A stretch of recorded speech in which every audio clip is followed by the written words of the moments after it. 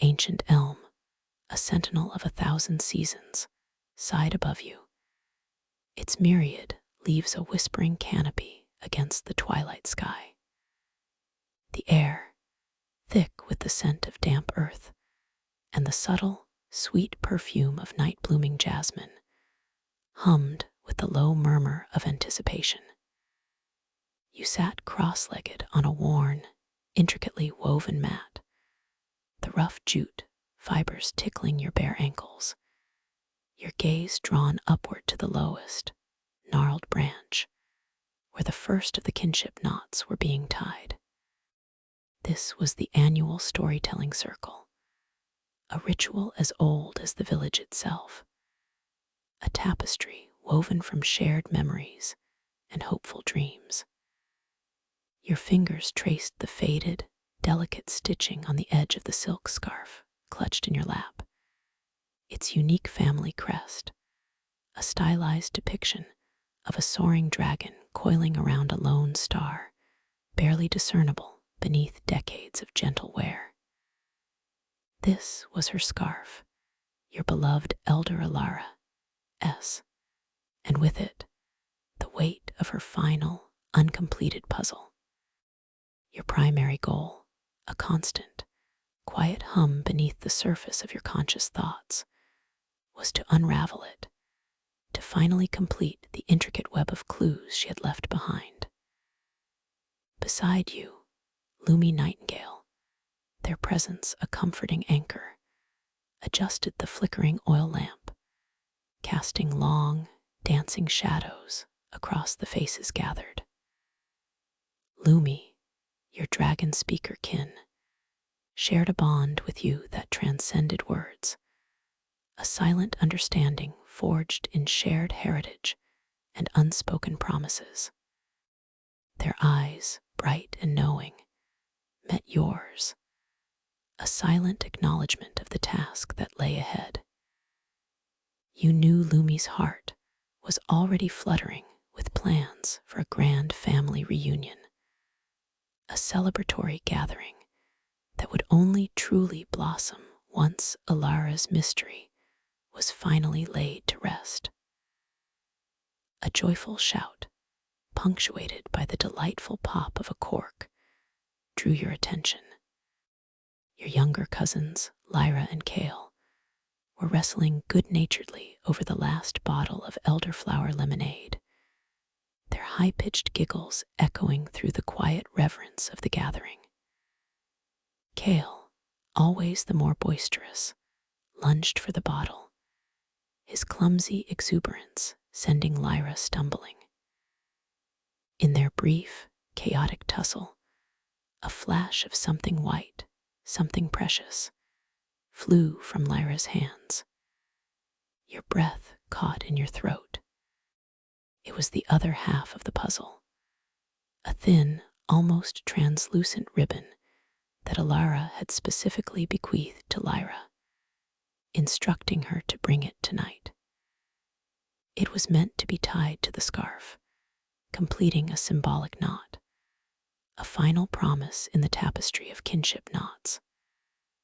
But now it fluttered, delicate as a moth's wing, directly into the small, carefully tended brazier at the circle's center, where embers glowed like sleepy, orange eyes. A collective gasp rippled through the circle. Lyra, her face aghast, scrambled forward, but it was too late.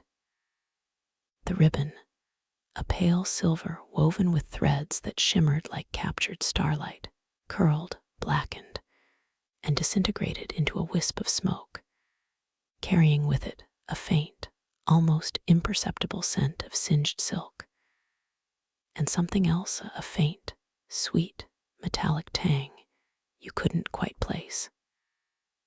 The friendly rivalry had accidentally damaged a significant clue. Your heart plummeted, a leaden weight in your chest. The puzzle, already so elusive, now felt even more fragmented. Your core goal, to complete Elara's legacy, felt suddenly challenged. the path forward obscured by a puff of smoke. You could feel the familiar pull of your thoughts, the way your mind tended to drift, dissecting the precise trajectory of the ribbon, the composition of its fibers, the specific heat output of the brazier, missing the immediate social cues of distress around you. You watched the last ember fade, already losing yourself in the intricate dance of cause and effect, searching for an invisible thread to pull. Ilva Metalite, her eyes the color of deep forest moss, her posture serene yet alert, knelt beside the brazier, her slender fingers sifting through the remaining ashes. She was the verdant dreamweaver, and her presence always carried an air of quiet power, an intuition so sharp it often felt like a physical force. She wasn't just observing, she was feeling, sensing, interpreting the silent language of the world. "The path has shifted," she murmured, her voice soft as the rustle of leaves, yet carrying an undeniable resonance. "But the destination remains." Her gaze, unnervingly steady, met yours across the dying embers. There was no accusation, only a deep, almost unsettling certainty. The following morning dawned with an unusual stillness. The air, typically vibrant with the chirping of early birds and the distant lowing of cattle, felt heavy, muted. A peculiar shimmer hung in the air, a distortion of light that made the familiar contours of the village appear to waver, as if viewed through heat haze, despite the crisp morning chill. You felt it in your bones, a subtle disquiet that mirrored the gnawing worry over the lost ribbon. This was the environmental hazard you instinctively knew, a creeping disquiet that had been growing for weeks, dismissed by most as just unusual weather. But you, always attuned to the subtle shifts, felt its presence keenly. You were in Elara's small, cluttered study, the scent of aged parchment and dried herbs clinging to the air like a second skin. Books, stacked precariously high, formed towering, dusty monuments to forgotten knowledge. The silk scarf lay unfurled on the polished oak desk, its unique crest now feeling less like a symbol of pride and more like a riddle etched in silk. You ran your fingers over the delicate embroidery, feeling the tiny, raised threads that formed the dragon and the star. It was exquisitely detailed, hinting at a hidden significance. Lumi sat opposite you, meticulously transcribing notes from an old leather-bound journal, its pages brittle with age. Elara's last entry about the ribbons, Lumi read aloud, their voice a melodic counterpoint to the scratching of their quill. The silver thread of kinship, when knotted with the dragon's breath, reveals the way. Its absence may obscure, but never erase, the path to the elder's light. The dragon's breath, you mused, your mind already leaping ahead, dissecting the metaphor. Could it be a specific plant, an incense, or a physical action, a ritual? Ilva, who had joined you uninvited but not unwelcome, stood by the window, her back to you, her gaze fixed on the shimmering air outside. "It's a feeling," she said, her voice barely a whisper. "A resonance. The land remembers. The elder's light, it's not a physical beacon, but a truth that vibrates through the earth." Already, the clash of ideals was beginning to manifest. You, the heirloom heartseeker, craved tangible clues, logical progression. Ilva, the verdant dreamweaver, sought intuitive guidance, a deep communion with the unseen. But the silver ribbon you pressed, the lost clue, a persistent ache. It was meant to be the silver thread of kinship. Without it, how can we knot it with anything? Ilva turned, her face serene, but with a flicker of impatience in her moss-green eyes. The knot exists within us, within the kinship. The physical ribbon was merely a symbol, a focusing agent. Its destruction is a test, a redirection, not an end. She stepped towards the desk, her hand hovering over the scarf. The silk itself holds the memory. The pattern is a map, not of mountains and rivers, but of energies, of dreams. You felt a familiar irritation prickle. A map of energies. Elara was precise. Her puzzles were intricate, yes, but solvable through logic, through the careful piecing together of disparate elements. Dreams won't lead us to anything concrete. You had already begun to sketch the crest in your own notebook, trying to discern geometric patterns, hidden ciphers within the dragon's scales or the star's points. Lumi, sensing the growing tension, interjected smoothly. Perhaps both are true. Elara always wove the mystical with the practical. She believed that sometimes the heart knows what the mind cannot yet grasp, and vice versa. They looked between you and Ilva, a silent plea for harmony. The environmental hazard seemed to intensify in the following days. The air shimmered with greater persistence, creating peculiar optical illusions, making trees appear to ripple as if underwater. A faint, high-pitched whine, just at the edge of hearing, became a constant companion, a subtle pressure behind your ears.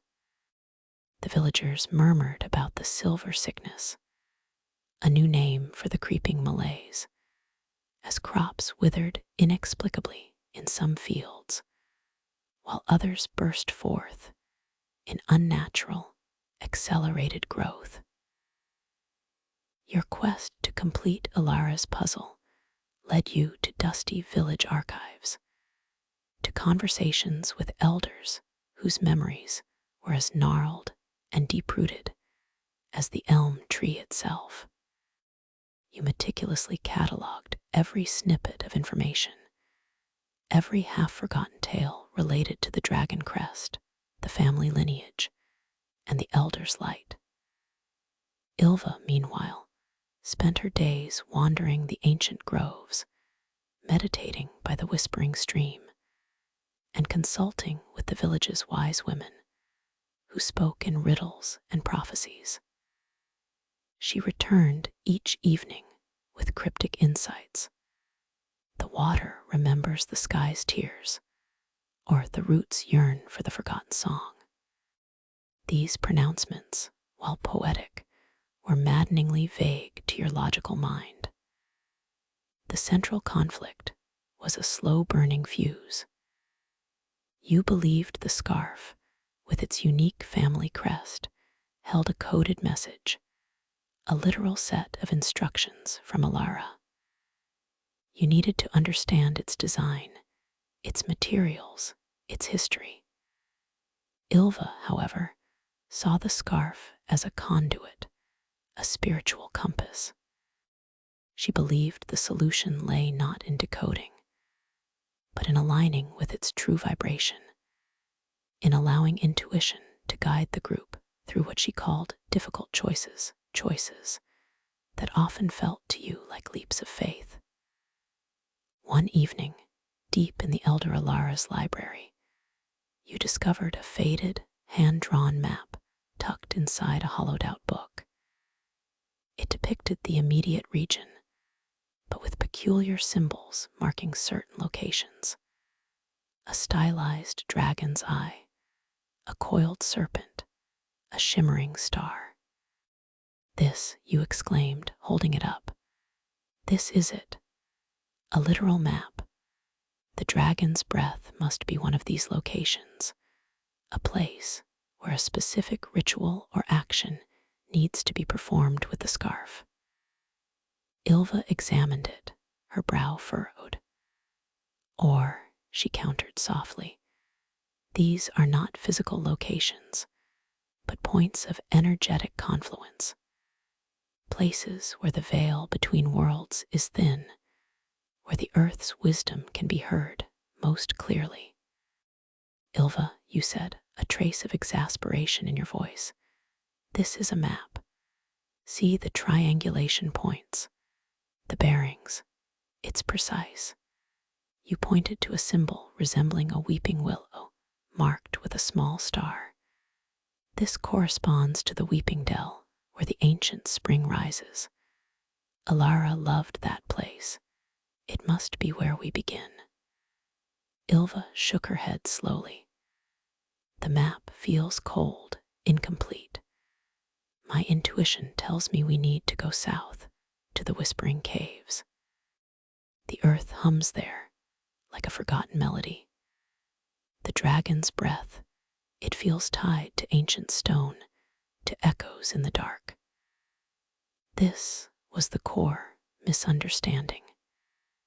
You were trying to piece together a tangible puzzle, following a rational path laid by a brilliant mind. Ylva was trying to feel her way through a mystical landscape, trusting an inner compass.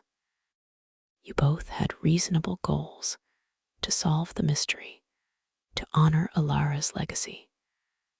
But your methods were diametrically opposed, leading to an increasing tension that felt like a desperate fight of wills. The stakes, though you didn't yet fully grasp them, were growing with each passing day, mirrored by the worsening environmental hazard. The shimmering air had begun to affect the elder elm itself. Its ancient leaves, usually a vibrant, deep green, were developing an unnatural metallic sheen, their edges curling as if from an invisible heat. The high-pitched whine in the air had grown louder, a dissonant chord that grated on your nerves, making prolonged concentration difficult. The fate of the world felt distant, abstract, but the fate of your beloved village, the health of the very tree that cradled your kinship knots, felt terrifyingly real. You followed your map. Ylva, after much argument and a silent, troubled glance from Lumi, had reluctantly agreed, but her every step seemed to be a silent protest. Lumi, ever the peacemaker, walked between you, their presence a fragile bridge over the chasm of your disagreement. The journey to the Weeping Dell was arduous, made more so by the intensifying environmental hazard. The shimmering air now carried with it an oppressive weight, making each breath feel shallow. Strange, iridescent spores drifted on the breeze, clinging to your clothes and hair, leaving a faint, sickly sweet scent. The plants along the path were either unnaturally vibrant, their colors too bright, their growth too rapid, or they were withered and brittle, crumbling to dust at a touch. The ground beneath your feet felt strangely unstable in places, as if the very earth was shifting. You were engrossed in deciphering a complex series of symbols etched into the map. A series of concentric circles intersected by lines that seemed to represent celestial alignments. "If we position ourselves precisely here," you murmured, pointing to a spot on the map, "when the twin moons align with the peak of the sentinel's tooth. The elder's light should be revealed. You were so lost in the intricate calculations, in the beautiful precision of Elara's mind, that the world around you faded to a distant hum. You missed the subtle shift in Ilva's stance, the way her eyes, usually so serene, darted nervously towards the shimmering horizon. You missed the quiet, urgent rustle of Lumi trying to catch your attention. You missed the sudden, guttural groan that rumbled from deep within the earth beneath your feet. You were still tracing an imaginary line from a constellation to the stylized star on Elara's scarf when the ground lurched violently beneath you. A deafening roar split the air, and a fissure, jagged and black, ripped open mere feet from where you stood. You staggered, barely catching yourself, your head snapping up, your intricate calculations scattering like dust. Ilva, her face pale but her movements swift and decisive, had already grabbed Lumi, pulling them back from the widening chasm. "The earth itself rejects our path," she cried, her voice strained with urgency. "This is not the way. We must go south to the caves." My intuition, it screamed this warning. In that moment of chaos, of genuine peril, your flaw, your tendency to get lost in thought, truly betrayed you. While you had been mentally traversing the cosmos, Ilva had been acutely aware of the immediate threat. And in the urgency of the moment, she made a choice that felt like an unexpected betrayal. "The spring is unstable," Ilva shouted, pointing to where the ancient spring in the dell was now churning with an unnatural, muddy fury, plumes of iridescent vapor rising from its depths. "The dell is collapsing. We cannot proceed this way." Without another word, without waiting for your logical assessment or your agreement, she turned and began to run, pulling Lumi with her, away from the dell directly south, towards the whispering caves. "Ilva, wait," you called, your voice weak against the groaning earth. The map, the elder's light, but she didn't look back. She was already disappearing into the shimmering, spore-laden air, Lumi's bewildered face a last, fading image before they were swallowed by the strange light. You stood alone at the edge of the expanding fissure, the acidic scent of the vapors stinging your nostrils. The ground continued to tremble, threatening to give way beneath you. A bitter taste filled your mouth, the metallic tang of the singed ribbon. You felt a wave of crushing disappointment, quickly followed by a searing resentment. Ilva, with her intuition, had abandoned your carefully planned, logical path. She had taken Lumi, your confidant, your kin, without a backward glance. It felt like a deliberate act, a forceful override of your authority, a betrayal of your shared quest. She saw your logical, reasoned approach as weakness, as a distraction from the true path. The consequences of this moment were immediate and profound. A deep rift formed between you and Ilva, a chasm of mistrust wider than the fissure now scarring the dell. You felt a terrible isolation, the weight of the puzzle now entirely on your shoulders, amplified by the unsettling realization of your own vulnerability. Your flaw, once a quirky personal trait, had become a dangerous liability. It changed you, hardening your resolve even as it chipped away at your confidence. You would no longer allow yourself to be so completely lost in thought. You would force yourself to remain grounded, even if it meant sacrificing the depth of your intellectual dive. You would prove your method was right, not just for Elara, but for the very fate of the world that now seemed to hang in the balance. The strange atmospheric phenomena grew more aggressive, more pervasive. The shimmering air now pulsed with faint, greenish light, accompanied by erratic gusts of wind that carried the metallic sweet scent of the spores further afield. Reports reached you of entire patches of forest mutating, trees growing thorns, their leaves turning to razor-sharp obsidian. Rivers ran with strange, luminescent algae. The high-pitched whine became a physical pressure, causing headaches and disorientation. The stakes had indeed escalated, reaching beyond the village, beyond the immediate community. The silver sickness was no longer just a local curiosity. It was a creeping blight, a systemic collapse of the natural order, threatening the very fabric of existence.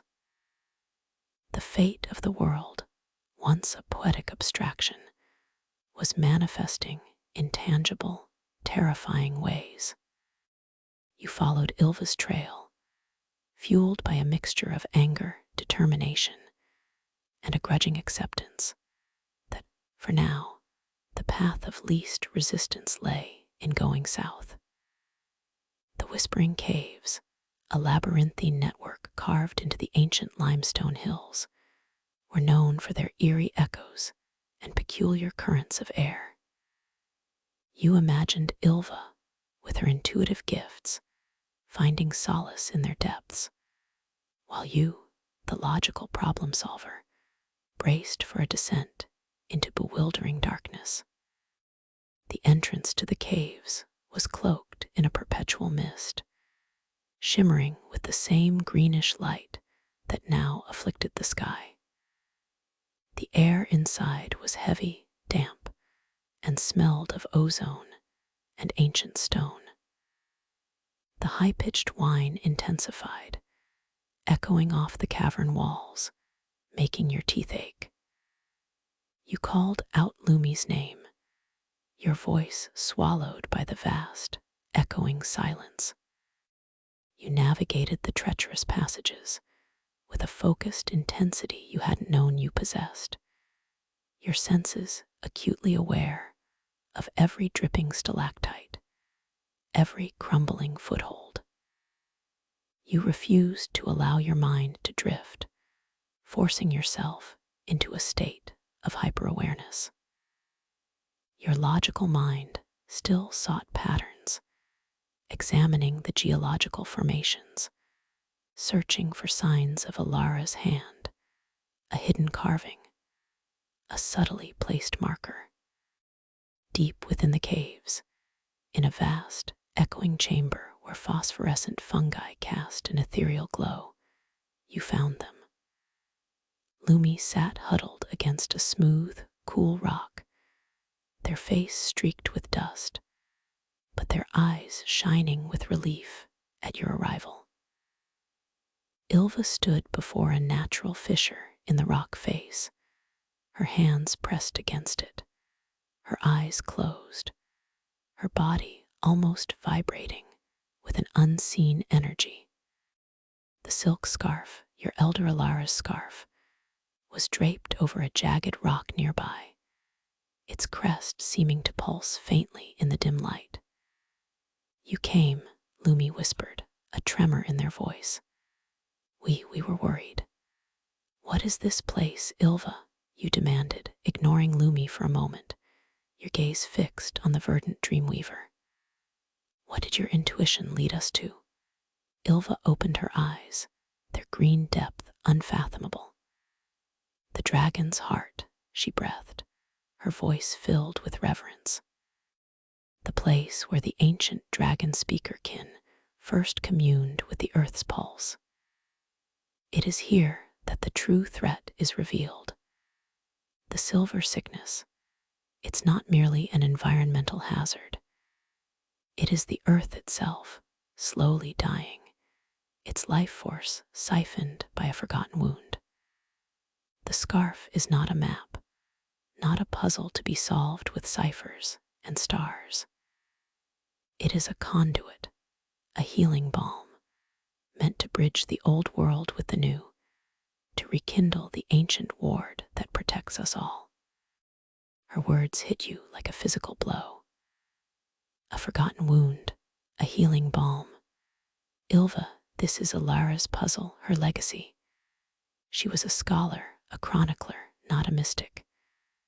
This scarf is intricately embroidered with a code, a lineage, a set of instructions to unlock something, not to simply heal a wound with a conduit.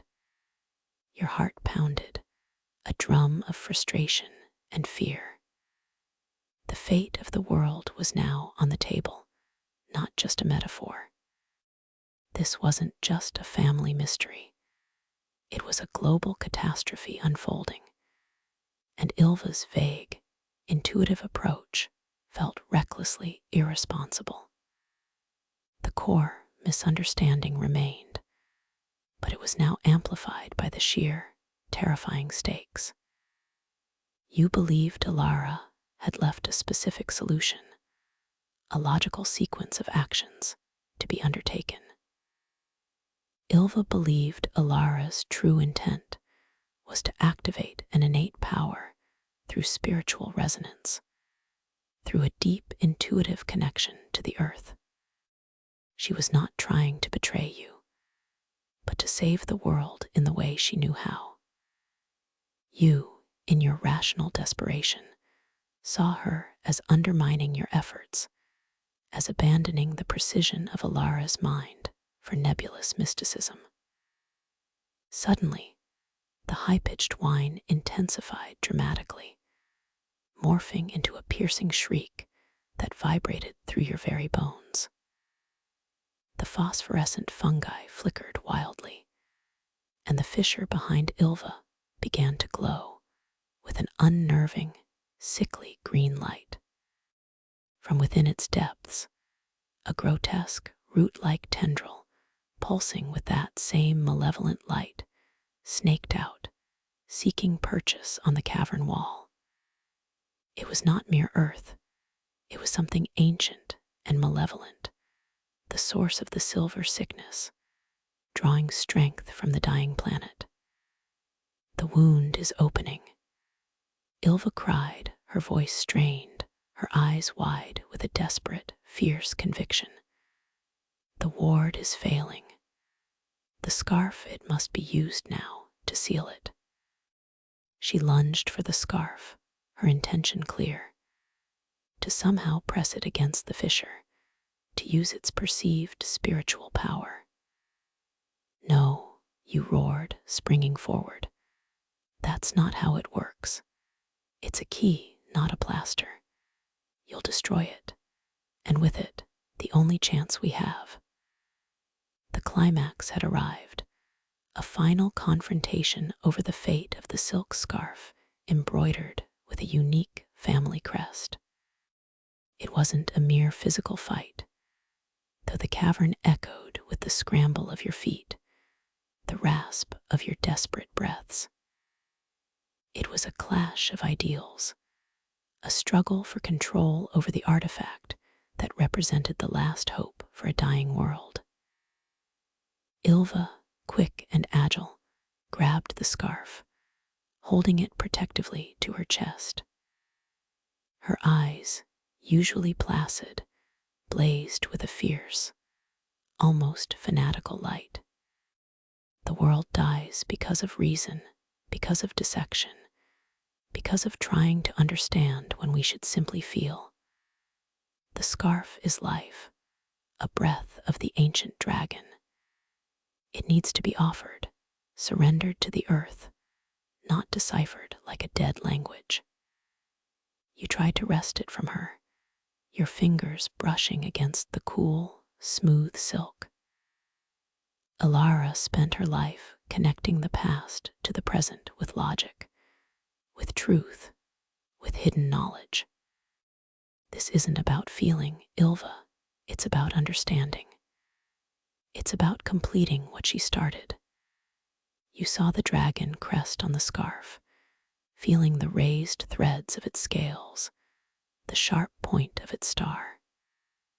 The tendril from the fissure pulsed, growing thicker, more aggressive, its tip now writhing like a hungry mouth, searching for something to devour.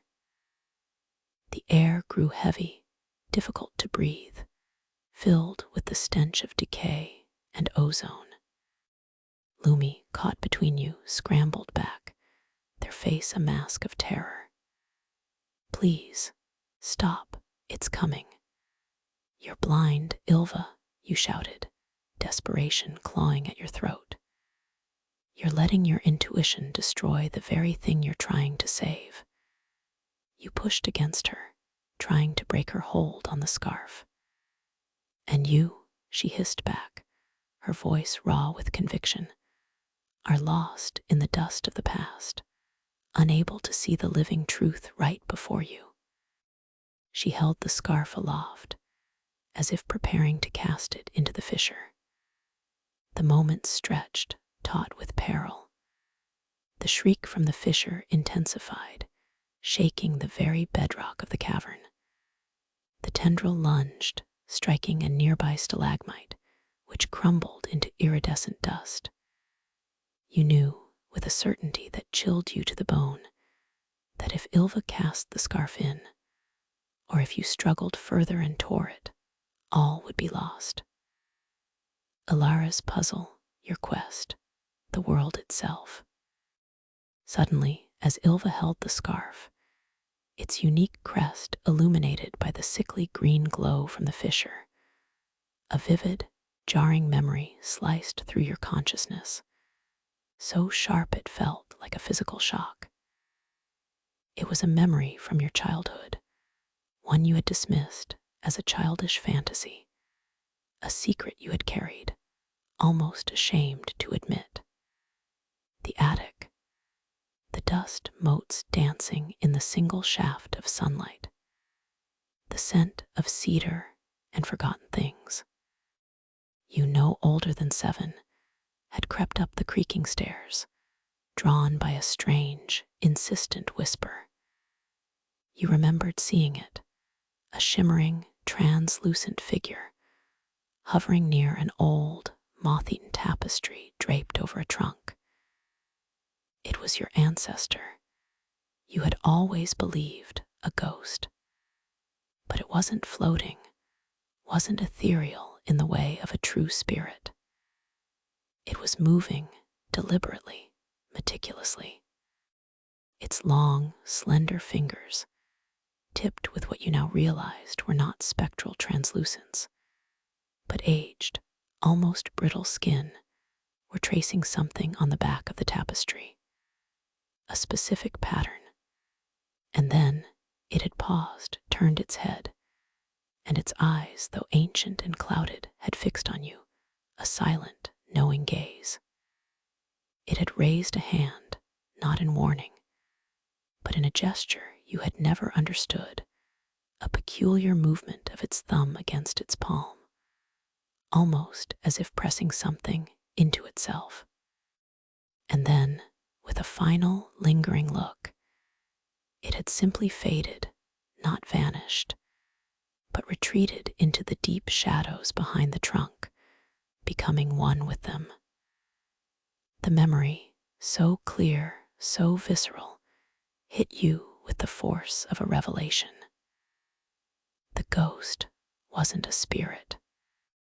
It was an ancestor, probably Elara herself in her later, more fragile years, or perhaps one of the truly ancient dragon speakers, meticulously hiding a clue in the shadows, an action so subtle, so carefully performed, that a child's mind could only interpret it as spectral. The peculiar gesture, the thumb pressed against the palm, a silent, almost forgotten action. Your eyes snapped to Ilva's hands, still clutching the scarf, still poised to sacrifice it. And then to the scarf itself, the unique family crest, the dragon coiling around a lone star. The star, not just a symbol, not just an embroidery, it was a hidden mechanism. Ilva, the star, you gasped, your voice hoarse, but filled with a sudden, electrifying certainty. It's not just a symbol, it's a button, the ancestor, they pressed it. In the attic, I saw them. Ilva, startled by your sudden, frantic revelation, hesitated, her gaze dropping to the scarf in her hands. She looked at the embroidered star, skepticism warring with a flicker of hope in her eyes. The gesture, you urged, mimicking the forgotten movement, pressing your thumb hard against your palm, just as the ghost had done. Underneath, the star isn't flat, Ilva, feel it. It's a hidden switch. Your words, your frantic energy, must have resonated with her intuitive sense, for her eyes widened. She instinctively mirrored your gesture, her thumb pressing down on the central point of the embroidered star on the silk scarf. With a faint, almost imperceptible click, the star shifted. A tiny, unseen mechanism engaged. The entire dragon crest on the scarf began to glow, not with the sickly green light of the fissure, but with a pure, vibrant, golden light that pulsed gently, like a slow, steady heartbeat. The silk, which had felt merely cool, now radiated a comforting warmth. And then, as the golden light intensified, a delicate, almost invisible shimmer emanated from the scarf. Not a physical light, but something more akin to a sonic vibration, a silent, ancient song. It was the dragon's breath, not an incense, not a plant, but an activated frequency, a resonance.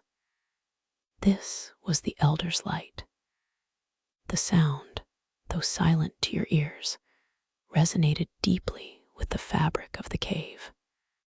The high-pitched shriek from the fissure faltered, then died, replaced by a low, rumbling groan. The root-like tendril, which had been stretching further into the chamber, recoiled as if burned, shrieking its own high-pitched, guttural lament. The sickly green glow from the fissure flickered, weakened, and began to recede, slowly being absorbed back into the ancient rock. The twist, the childhood secret, had recontextualized everything. The ghost wasn't a paranormal entity, but a desperate, brilliant attempt by an ancestor, perhaps even Elara herself, to leave a final, crucial clue, one that would only be understood by someone with a specific memory, a unique perspective.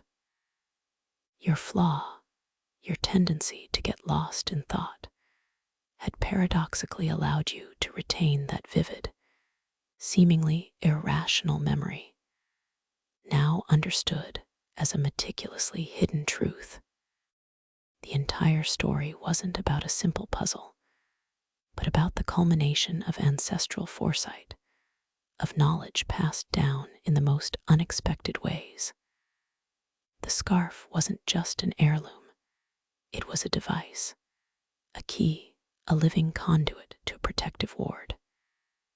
Ilva stared at the glowing scarf, then at you, her face a mixture of awe and profound realization.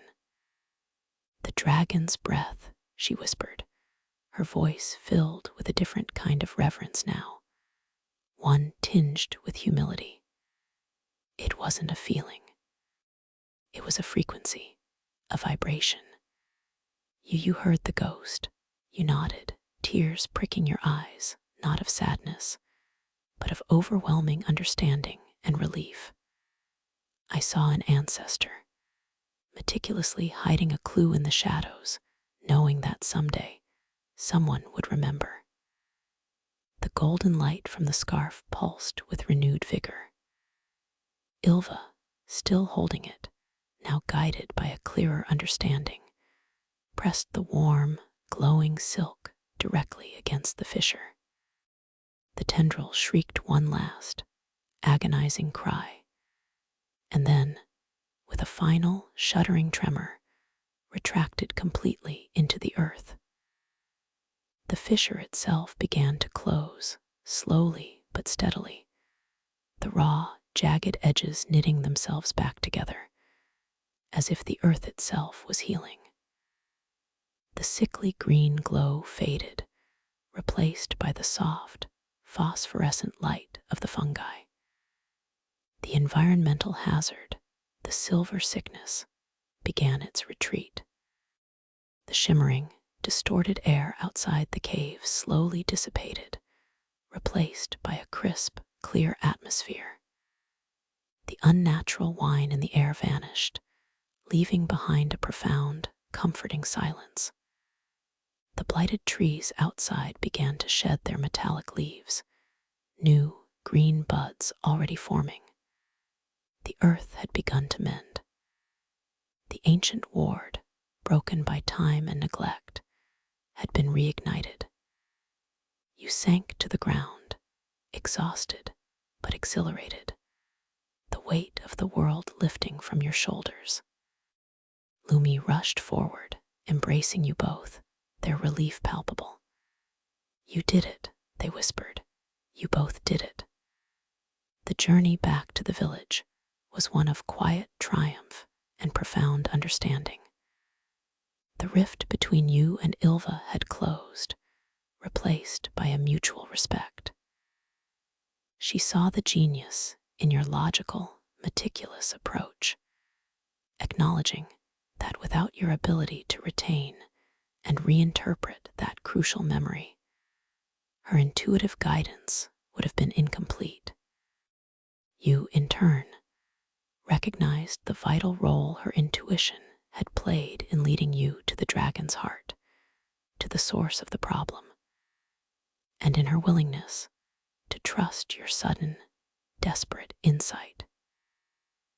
You had completed Elara's puzzle, not just by understanding her precise instructions, but by integrating the unseen threads of ancestral wisdom and intuitive guidance. The scarf, its golden glow now faded, but its warmth lingering, was no longer just an heirloom, but a testament to the enduring power of kinship knots. True to their word, Lumi Nightingale organized the grandest family reunion the village had ever seen. It was held, naturally, beneath the oldest elm tree, its ancient leaves now a vibrant, healthy green, rustling in the breeze with a renewed vitality.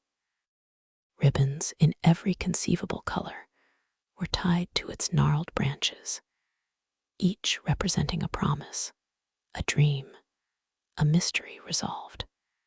You stood beside Lumi, watching the joyful chaos of the gathering, the laughter of children, the warm embraces of reunited family members. The elder's puzzle was complete, its true purpose revealed. The ghost was an ancestor, guiding you from beyond, trusting in your unique mind to remember what others would dismiss. The silver thread of kinship, the lost ribbon, had indeed been found, not as a physical object, but in the renewed bond between you, Ilva, and all the kinship, a testament to the unseen threads that truly connected everyone. The dragon crest on the scarf, once a riddle, now represented a balance. The sharp logic of the star, guided by the intuitive flight of the dragon, protecting the very heart of the world. You reached out, gently touching a vibrant green ribbon tied by Ilva, a symbol of new growth and restored balance. Then, your own hand, steadier now, tied a silver ribbon, not of starlight, but of clarity and remembered truth, a testament to the enduring legacy of an elder who knew that sometimes the most profound answers are found in the subtle whispers of the past, in the dreams of ancestors, and in the quiet spaces where you dared to get lost in thought, only to find yourself.